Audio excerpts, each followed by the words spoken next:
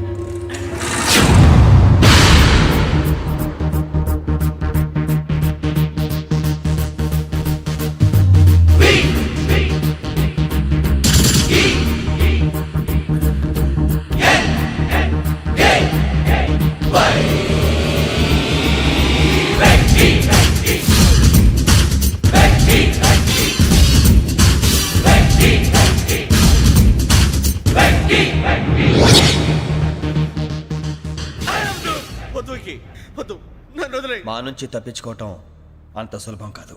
నేను పరిగెత్తి అలసిపోయాను.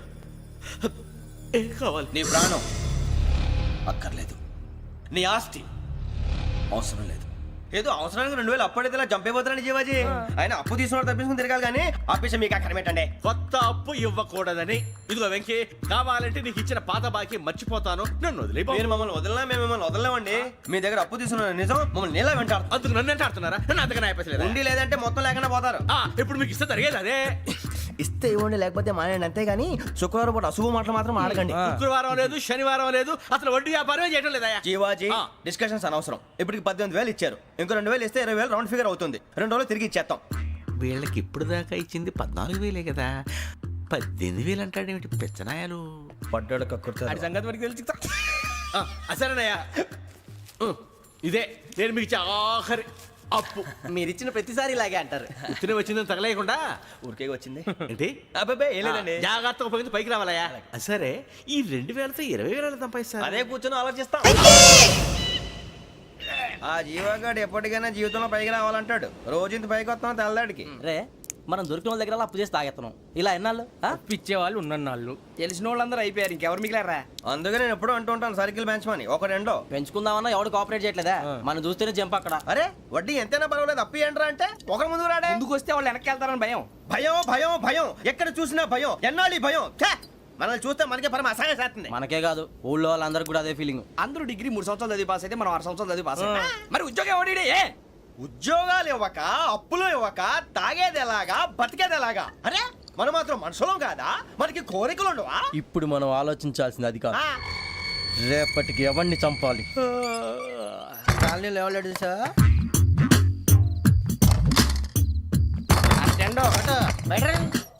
నువ్వా వెంకీ? ఏంటి వెంకీ ఈ టైంలో వచ్చా? నీతో మాడే పని ఉంది, దా చెప్తా. ఏ బాగా నిద్రొస్తుందా? సరిగానే రే, నువ్వు మమ్మల్ని చూసే తలిపేసావా? మామూలుగానే వేసాను. మామూలుగా వేసేవాడివి. మీరు రావడానికి 1 నిమిషం ముందో, మేము వెళ్ళాక 1 నిమిషం తర్వాత వేయాలి కానీ బిలాల్ రాజా, నాకు నిద్ర వచ్చి పడుకుందామని తలుపేసుకున్నాను. అయినా నా ఇంటి తలుపులు నేను అడిగేసుకోవాలంటే తప్పు చేసిన కాక ఇంకా గేర్ సమాధానం చెప్తావా? మీ ఇంట్లో పెళ్లిడికి వచ్చిన ఆడపిల్లలు ఎదురున్నారు. ఇదిగో అమ్మాయిలు, మీతో ఎప్పుడైనా యథాశాలు వేసానా? విన్నారా? అడుగు తలుపులు వేసావు. అనవసరంగా గొడవ ఎందుకు ఇక్కడి నుంచి వెళ్ళండి. గొడవ? మీ ఇంటి మీద పడి ఎప్పుడైనా గొడవ చేశానా బిని గారు? లేదు బాబు. విన్నారా?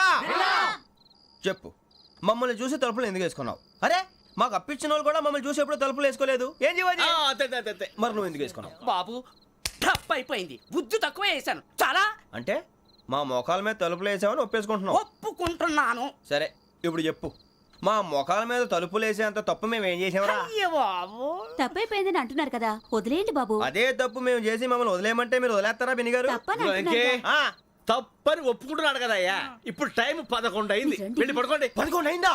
కొమ్ము ఉంచాడు కదా. నాకు సంబంధం ఏంటి? ఉంది, సంబంధం ఉంది. 11 గంటలకి నా క్లోజ్ ఫ్రెండ్ ఢిల్లీ వెళ్తున్నాడు. 5,000 అప్పిస్తానని ఎయిర్పోర్ట్ రమ్మని చెప్పాడు. నీ గొడవలో పడి ఆ సంగతే మర్చిపోయాను. ఇప్పుడు నాకు జరిగిన నష్టానికి భర్తీ ఎవరు చేస్తారు? మీరా మీరా మీరా? ఎవడు పడితే ఎందుకు చేస్తాడా భర్తీ? భలే వాడి నువ్వు. తప్పు ఎవడు చేసినా వాడే చేస్తాడు. దానికి కారణం ఈ 10 మనిషే కదా. యజ్ఞాత షడద్వాతీత రూపిణి అవ్యాజ కరుణామూర్తిరజ్ఞానాధ్వాంత దీపిక బీరు రమ్ము కలుపుకూడదు తలకే పట్టేసింది అయ్యో ఏంటే చదువుకుంటున్నావా? చదువుకో దేనైనా వెనక్కి తీసుకురావాలం కానీ పోయిన కాలం వెనక్కి తీసుకురావడం ఎవడి వల్ల కాదు. టైం విలువ గురించి నువ్వు మాట్లాడడం నువ్వు ఎలా పోతే నాకు ఎందుకులే. ఏమ్మా నీ పూజ అయిందా? తలకే పట్టేసింది, కాస్త మజ్జిగుంటే ఇవే. మా నాయనే అందరూ పొద్దున్నే లేచి టీలు కాఫీలు అడుగుతుంటే నువ్వు మాత్రం మజ్జిగ అడుగుతున్నావురా. కాఫీలు టీలు తాగే స్టేజ్ వాడు ఎప్పుడో దాటిపోయాడు. రాత్రి తాగింది దిగాలంటే మజ్జిగే తాగాలి. నువ్వు తల దించుకోవడం ఎందుకురా? నీలాంటి యదవనగానందుకు నేనే దించుకోవాలి తల. రాత్రి సుబ్బారావు గారి ఇంటి మీద గొడవకి వెళ్ళేవంటగా. అలా చెప్పాడు మీకు? ఏ మళ్ళీ గొడవ కెడతావా? నీ దెబ్బకు భయపడి రాత్రి తలుపులు తీసి పడుకున్నారంట. తెల్లారగా టైంట్లో దొంగలు పడ్డారు. ఆడింట్లో ఉందిలేండి పట్టుకుపోవడానికి అక్కడ కూతురు తప్ప. ఎన్నాళ్ళు ఇలా బేవర్స్గా తిరుగుతావురా? ఇన్నాళ్ళని ఏం ఫిక్స్ అవ్వలేదండి. చిచి నాన్న అమ్మా కంబైన్ స్టైల్స్ కి ఫ్రెండ్స్ ఇంటికి పిలుద్దాం అంటే వీడికి భయపడి ఎవరు రావడం లేదు. నేనే చేశానే. వాళ్ళ వంక అదోలా చూస్తున్నావంట. ఆ గొప్ప ఫిగర్లని అదోలా చూస్తాను. ఏదో మోహాలు వేసుకొని చదిగా ఆ గొంతు ఆ వాలకం చూడలేకపోతున్నాను రా బాబు. చిన్నప్పుడు వచ్చి నా అలాగే ఉన్నావు, తెగ ముడిచిపోయారు. ఇప్పుడు నచ్చట్లేదు నాన్నగారు మీకు? నేను యదవలతో డిస్కస్ చేయను. నేను చేస్తాను. మీరు చెప్పదలుచుకుంది ఏమిటో చెప్పండి. ఇంకా చెప్పేదే ఉంది. నువ్వు ఇలా గాలికి తిరుగుతుంటే నేను తిండి పెట్టలేను. నాన్నగారు ఇప్పుడు శుక్ర మహాదశి 4వ పాదంలో ఉంది. నేను ఇప్పుడు ఏం చేసినా కలిసి రాదు. శనిగారు సెంటర్ లో కాసేసి నన్నే చూస్తాడంట. వాడు అలా సైడ్ అయిపోయి నేను ఏదో ఒకటి అవుతాను కదా. మీరు కంగారు పడకండి. ఇవన్నీ ఆ జగదాంబ చౌదరి గారు చెప్పాడా? వా జేసీ గారిని గాడు గిడు అనకండి బాబు, మీకే మంచిది కాదు. అబ్బా ఊరుకోండి, ఎవరి నమ్మకాలు వాళ్ళవి. ఎరా ఇంతకీ ఆ శనిగాడు సైడ్ కి ఎప్పుడు వెళ్తాడంట? నేను పోయా. నువ్వు సెంటర్ లోకి రావాలమ్మా. మరి ఆ గురువు సెంటర్ లోకి ఎప్పుడు వస్తాడంటావు? అవన్నీ మనకి తెలుస్తాయి అంటే జేసీ గారు తెలుస్తాయి. నాన్నగారు ఒక 1000 రూపాయలు ఇవ్వండి, దక్షిణ నుంచి అన్ని అడిగేసి వస్తాను. ఎదిగిన కూతురు గుండెల మీద కుంపటైతే నీలాంటి బేవార్స్ కొడుకు క్లైమోర్ మైన్స్ లాంటి వాడు చీదరిదుడా. ఆ జేసీ గారు పోయాక వీడు నేను అమ్మ నువ్వే ఫీల్ ఓకే. ఆయన కావాలని అంటున్న మాటలు కాదు, ఆయన దేవుడు. కానీ ఆ శనిగాడు ఆడి కాన్సన్ట్రేషన్ అంతా నా మీదే పెట్టేశాడు. మరి ఇప్పుడు ఎలాగరా నాన్న? ఆ పని మీద డబ్బులు అడుగుతుంటే ఆయన ఇసుక్కుంటున్నాడు. పోనీ నువ్వేనా ఇవే? నా దగ్గర కూడా లేవురా. తెలుగు భాషలో నాకు నచ్చని ఒకే ఒక్క పదం లేదు.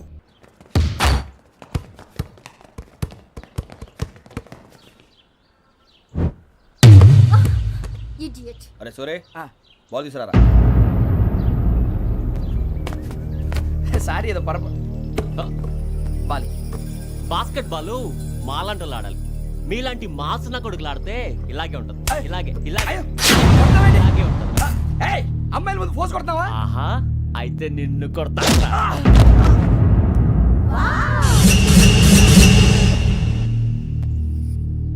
వాడు అమ్మాయిలు ఉన్నారని చూడరా ఎరా రెచ్చిపోతున్నాడు. బాస్కెట్ బాల్ మీ వాడి ఆట కానీ మీలాంటి మాసోళ్ళు ఆడే ఆట కాదు అంటున్నాడు రా. రే ఇంత ముందు 2-3 సార్లు కూడా ప్రతి విషయంలో జోక్యం చేసుకుని మన వాళ్ళు కొడుతున్నాడు రా. వాడిని ఏదో ఒకటి చేయాలరా, వాడిని వదలొద్దు.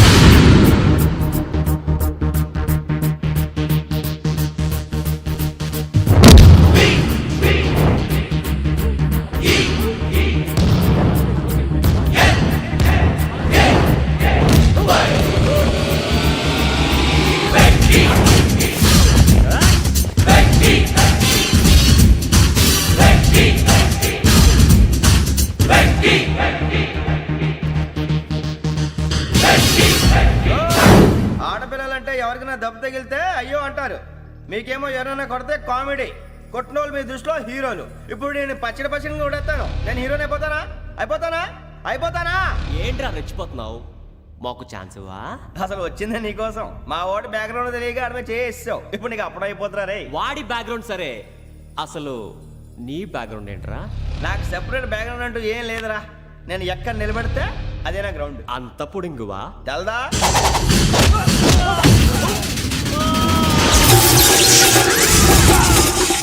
ఎవ్వా మన మామిడి కొట్టినప్పుడు వావ్ అన్నారు. ఇలాగే ఉంటుంది.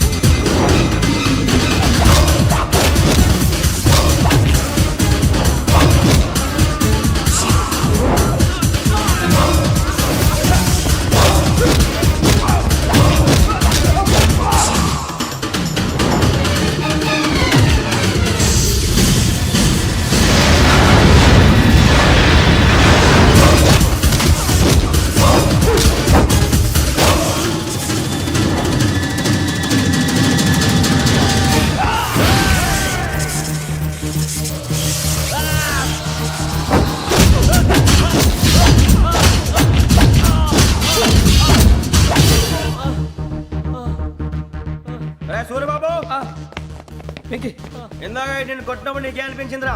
కుమ్మేయాలనిపించింది. మరి కుమ్మే అమ్మో కుమ్మో. రేయ్ నిన్ను అమ్మాయిని ముందు గుడ్డలు పట్టుకొని కొడతాను. అలా కొడితే ఏ తగ్గుతుందిరా ఆడికి? అసలు ఎక్సైజ్ బాడీ ఏదవది. తప్ప చెప్తాను, కొడితే మడతడిపోవాలి. మాస్తో పెట్టుకుంటే మడతడిపోద్ది. ప్రపంచంలో ప్రతి వాడు ఏదో పని చేసుకుంటున్నాడు, మనం తప్ప. మా కాంట్రాక్టర్ తో చెప్పి పని ఏదైనా ఇప్పించరా? ఎలాంటి పనులు మేము చేయం. డిగ్రీలు బిఏ. నేను ఎంఏ.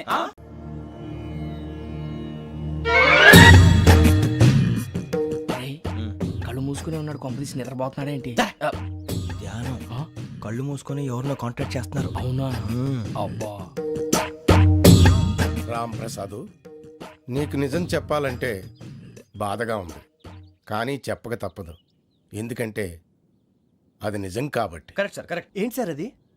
నీకు 40 ఏళ్ళు వచ్చే వరకు కష్టాలు తప్పవు. గురుజీ, అవి మామూలు కష్టాలు కావు, అష్ట కష్టాలనే చెప్పాలి. ఉదాహరణకు అవి ఎలా ఉంటాయంటే, దొరక్క నీకు ఫుడ్ దొరికితే అది నీ నోటికందే లోగా నీ కాలో నీ చెయ్యో తగిలే మట్టిపాలైపోతుంది. నీ వాకలికి తట్టుకోలేక అప్పు కోసం ఎండను పడి వెళితే అక్కడ తాళం వేసి ఉంటుంది.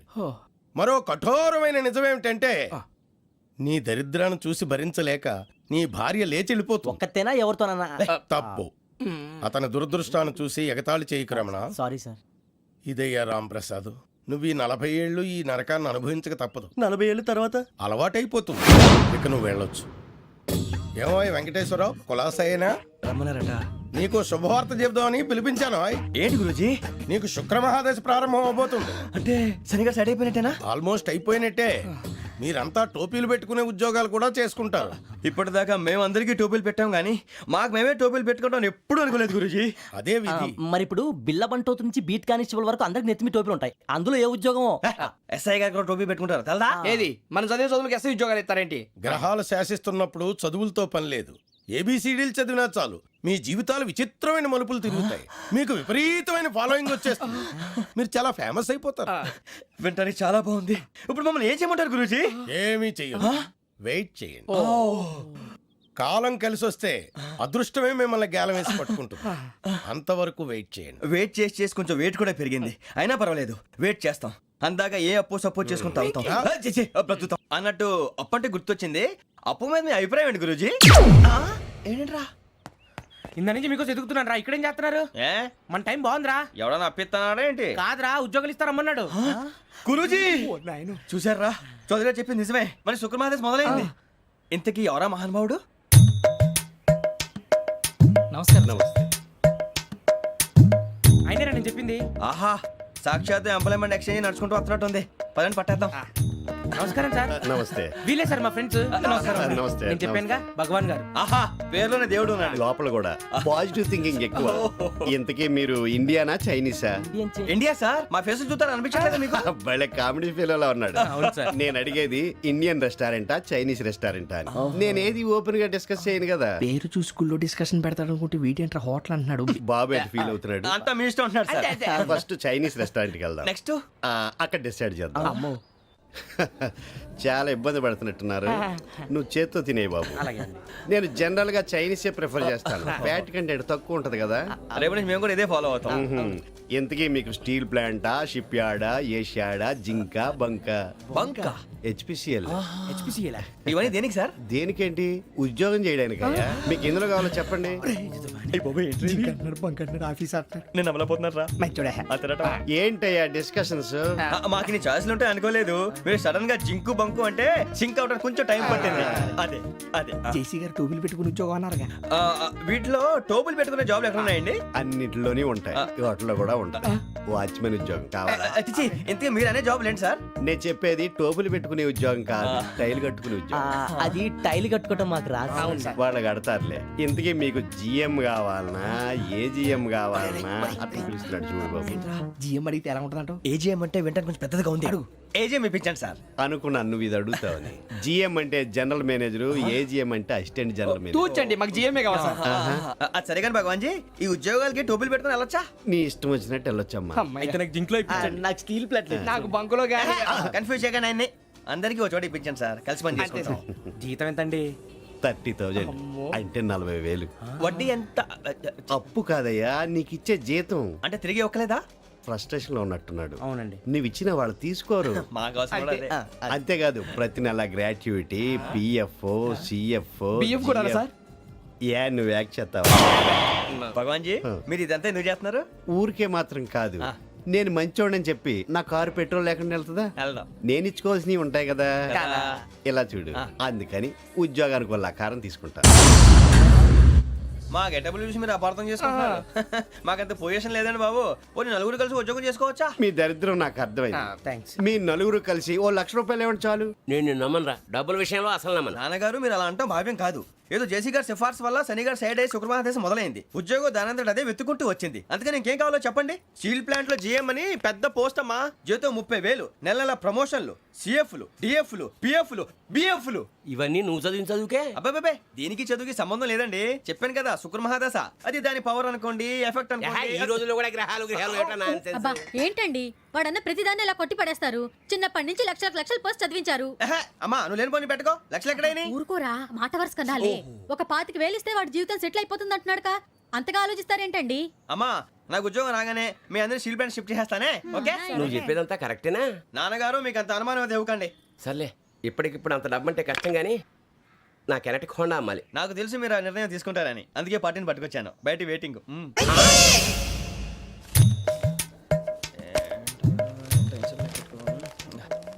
ఇవ్వండి. భగవాన్ జీ, మీతో నాకు కుదరదండి, మీరు తేడా మనుషుల్లా ఉన్నారు. చూడటానికి అలా కనపడతాం కానీ తేడా మనుషులు కాదండి. ఇది ఎంతో లెక్క పెట్టండి. 5,000 తగ్గిందండి. ఆ విషయం నాకు ముందు చెప్పాలి కదా, ఇది తేడాతనం కదా. సర్దుబాటు కాక జరిగిన పొరపాటు. మా దరిద్రం మీకు తెలియదు కాదు. మీ ప్రాబ్లమ్స్ నాకు అనవసరం అండి. ఇప్పటికే మీ మూలంగా 3,00,000 బొక్క తెలుసా? మీరు ఫేస్ అంత చిరాగ్గా పెట్టకండి. రే ఆ గొలుసు ఎవరా? తొందరగా ఎవరా, ఆయన కోపం వస్తుంది. ఇదిగో తీసుకోండి. తీసుకోండి ప్లీజ్. భగవాన్ గారు తీసుకోండి సార్ ప్లీజ్. భగవాన్ గారు మీ కోపం తగ్గిందా? కోపం కాదు వెంకటేశ్వర గారు, ఎందుకో మోసాన్ని భరించలేను, అది నా బలహీనత. ఇవన్నీ వదిలేయండి, ఇంకోసారి పొరపాటు జరగదు. మేము ఎప్పుడు జాయిన్ అవ్వాలో చెప్పండి, కొత్త బట్టలు కొనుక్కోవాలి. మీరు ఆ పనిలో ఉండండి. పొద్దున్నే గుడికి వెళ్ళి 9:30 కల్లా, మొన్న వచ్చారే ఆ ఆఫీస్కి వచ్చేయండి. మీ అపాయింట్మెంట్ ఆర్డర్స్ రెడీగా ఉంటాయి. 8:30కి వచ్చేస్తాం. మీరు వచ్చిన వాళ్ళ తలుపులు తీరు. మీ కంగారు నేను అర్థం చేసుకోగలను. ఇంతకాలం పని లేక స్తంభించిపోయిన మీ జీవితాలు ఇక నుంచి వేగం పుంజుకుంటాయి. ఆయన ఉన్నారా? ఎవరు? భగవాన్ గారు. మీరెవరు? ఆయన క్లోజ్ ఫ్రెండ్స్. సరే లోపల రండి. పదా సార్ వీళ్ళు భగవాన్ క్లోజ్ ఫ్రెండ్స్ అంటారు. సరే నువ్వు వెళ్ళి నేను మాట్లాడతా. సార్ మీరంతా భగవాన్ స్నేహితులా? అవును, అలాంటి స్నేహితులు ఉన్నందుకు గర్వపడుతున్నాం. సరే ఏంటి సంగతి? ఏముంది, మా అపాయింట్మెంట్ ఆర్డర్ చేస్తే పట్టుకులు చేరిపోతాం. ఈ రోజు గురు పౌర్ణమి, మంచి రోజు. అపాయింట్మెంట్ ఆర్డర్ ఏంటి? మీకు అందాల్సిన నీకు అందనట్లేదు. ఏంటది? ఏంటంటావేంటి? ఒక్కోడు 25,000 ఇచ్చాం. భగవాన్ గారి హెల్పింగ్ నేచర్ కాబట్టి తక్కువ రేటుకి ఒప్పుకున్నాడు. ఇంతకీ ఇది ఏ ఆఫీసో మీకు తెలుసా? తెలుసుకోవాల్సిన అవసరం మాకు లేదు, కానీ చెప్పాల్సిన అవసరం మాకుంది. యాంటీ కరప్షన్ బ్యూరో అంటే అవినీతి నిరోధక శాఖ. లంచం తీసుకోవటమే కాదు, ఇవ్వటం కూడా నేరం. మీ భగవాన్ గారు ఒక 420. మా బాబుకి ఎన్ని తిట్లు వచ్చిన విషయం నిన్నే తెలిసింది నాకు. ఇంతవరకు మా బాబు నా ఒట్టుమే చేయలేదని మీ అందరితో గర్వంగా చెప్పుకునేవాడిని. First time manhandling record దొబ్బింది. తక్కువే నా గోల్ చెలుగు లాగేస్తున్నాడు. అరే కోపడకండి రా, వాడు ఇక్కడే దొరుకుతాడని మా ఫ్రెండ్ చెప్పాడు. తొక్క దొరుకుతాడు. మీకు జింక్ లో కావాలనా, బంక్ లో కావాలనా, స్టీల్ ప్లాంట్ లో కావాలనా, షిప్ యార్డ్ లో కావాలనా? అంటే ఎక్కడ పడితే అక్కడ ఇప్పిస్తారా సార్? ఎక్కడ పడితే అక్కడ, ఎలా కావాలంటే అలా చేసుకుందాం, ఇబ్బంది ఏమీ లేదు. ఆపరేషన్ లో కావాలనా? అవి గేమ్స్ కదా సార్. ఆ స్పోర్ట్స్ కోటా లేవయ్యా. ఏమైంది సార్? ఉద్యోగాలు ఇప్పించమని ఎంట పడుతున్నారు. నువ్వు టచ్ లో ఫోన్ చేయ.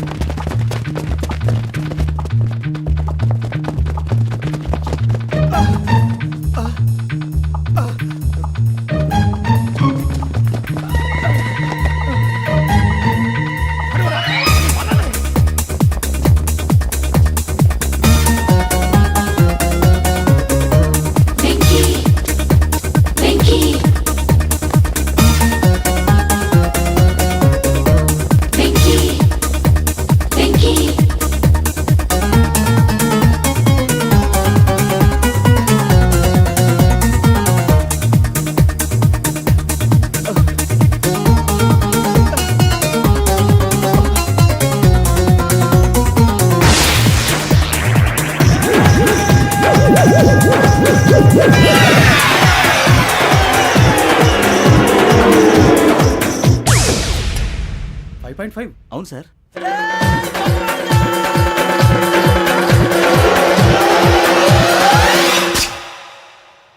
గ్రేట్.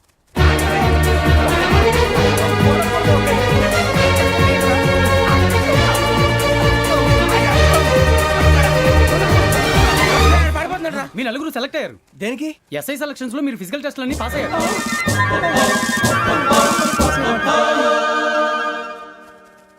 కానీ మేము అప్లై చేయలేదు సార్. అప్లై చేయలేదా? చేయి వదలకండి సార్, కాలు పట్టుకోవాల్సి వస్తుంది. రాగరాకు వచ్చిన అవకాశం. సరే, మీరంతా డిగ్రీలు పాస్ అయ్యారా? ఎప్పుడో. ఓకే, ఇప్పుడు అప్లై చేయండి. Thank you sir. నేను మేనేజ్ చేస్తాను. Thank you sir. మీరు రిటర్న్ టెస్ట్ ప్రిపేర్ అలాగే అవ్వండి. సార్. All the best.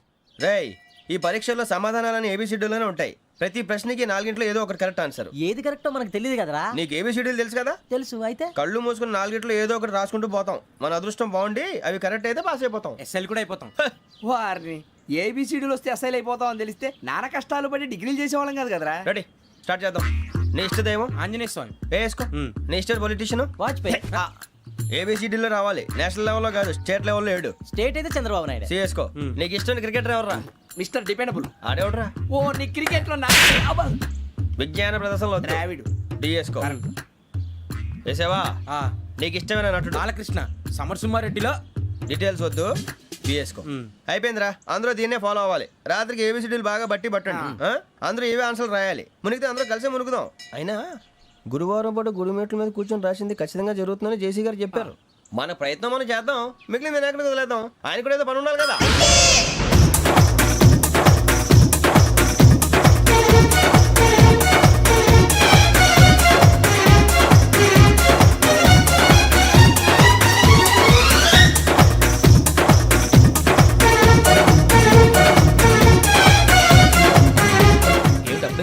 మేము దేవుడిని నమ్ముకున్నాం, అందుకే ఫాస్ట్. వాళ్ళు నమ్ముకున్నారు, అందుకే లేట్. అర్థం కాల.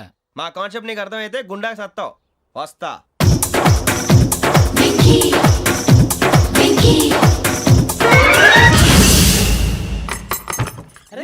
అరే, మనం అనుకున్నదంతా అయిపోయింది. అనుకుందంటే జరిగిపోయిందిరా. పొద్దున చిరా తెప్పించకండి.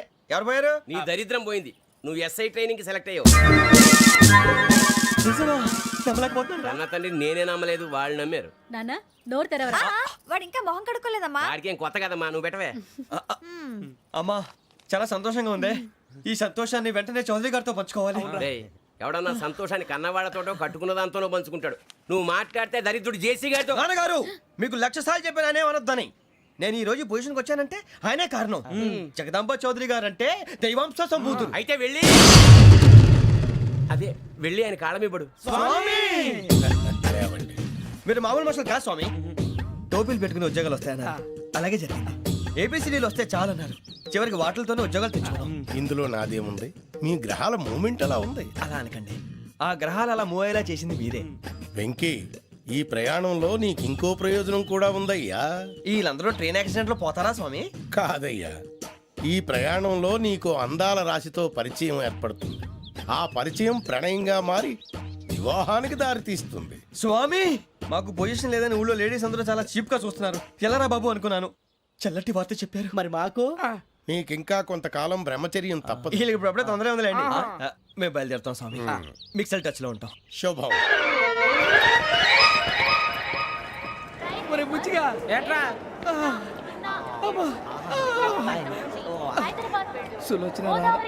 మొత్తం అమ్మాయిలే, ఇది ఎక్కుదాం. ఎందుకైనా మంచిది ఒక ఫోన్ ఇరా. అవుట్ గోయింగ్ చేద్దానట్రా మా నాన్న. హలో, ఇప్పుడు మేము స్టేషన్కి వచ్చామండి. ఏ బోగి ఎక్కితే బాగుంటుందో మిమ్మల్ని మాట్లాడుదామని. ఈరోజు బుధవారం పంచమి, అంటే మకరం నుంచి గురుడు సింహానికి జంప్ అవుతున్నాడు. ఏదైనా ఆడ్ నెంబర్ బోగిలో కూర్చోండి. ఆడ నంబరా? నంబర్లో ఆడ బాగా ఉంటాయి గురూజీ. ఆడ నెంబర్ కాదయ్యా, ఆడ్ నెంబర్, బేసి సంఖ్య. అర్థమైంది, కాపర్ కానీ గురూజీ. ఇక్కడ 4లోనే 7లోనే ఛాన్స్ ఉంది. 7 ఎలాగో సెడ్ నంబర్ కదా, ఇక 4 ఎక్కేస్తాం. 7 అంటే బేసి సంఖ్యే కదా వెంకీ. తెలుసు, సేఫ్టీకి అడిగాను. ఇంతకీ ఏ సైడ్ కూర్చుంటే మంచిదంటారు? నీ రాశి రీత్యా ఈశాన్యంలో కూర్చుంటే బెస్ట్. ఒరేయ్, గురూజీ దెక్కొద్దన్నారు, పదండి.